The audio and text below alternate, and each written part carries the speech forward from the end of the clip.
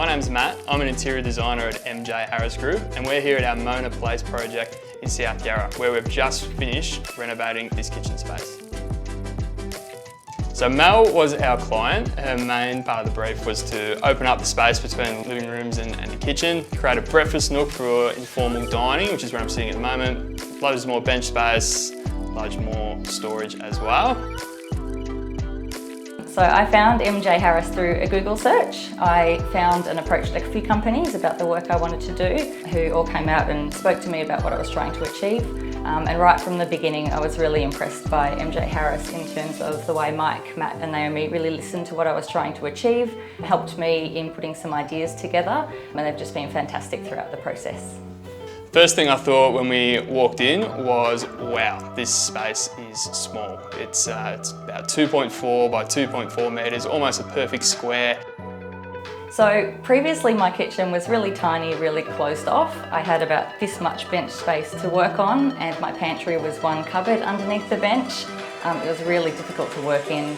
My oven barely worked, so I didn't actually do a lot of cooking, although I enjoy it. I also didn't get a lot of light in either this space or the living space, and now it's opened up and it's way more beautiful. So standing in the space for the first time and listening to what Mel wanted to achieve with her space, all right, we want the fridge and the pantry coupled together.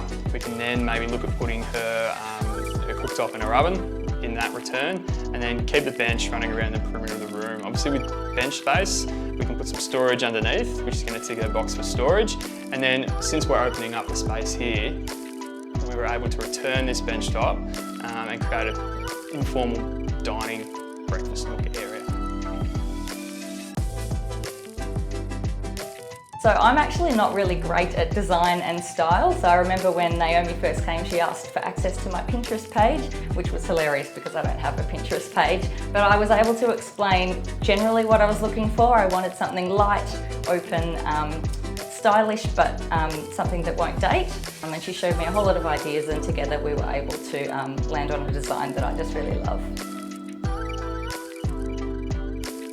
So walking into this space, initially everything was really dark, really closed off. So straight away we knew that dark colours and finishes are going to be out of the question. It was more about lighting up this space. So lots of whites, and then we're able to warm the space up as well to stop it feeling too stark with some natural Tasmanian oak. And so like what we see here on the fridge and the pantry and the shelving and a few of the other accents around the kitchen, it really gives a sense of life to the space instead of it just being stark white.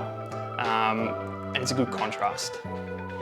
I'm super happy with the quality and the finish. It absolutely exceeded my expectations. I love just walking in and looking at my kitchen now. Everyone was really fantastic too in making sure that everything really was finished to a really high standard. So once the work was technically finished, we had a few visits where we looked at things that maybe weren't quite right and needed some final adjustment.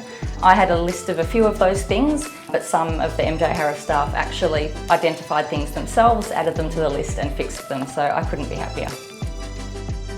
I've had plenty of friends and family over since I've moved back, and everybody absolutely loves it, not only because of the quality of the kitchen, how good it looks, but the really significant change from what it used to look like. It's just such an amazing space now. Actually, when my parents visited, my mum pulled up a chair just so she could sit and stare into the kitchen. She loves it so much, so everyone's so happy with it.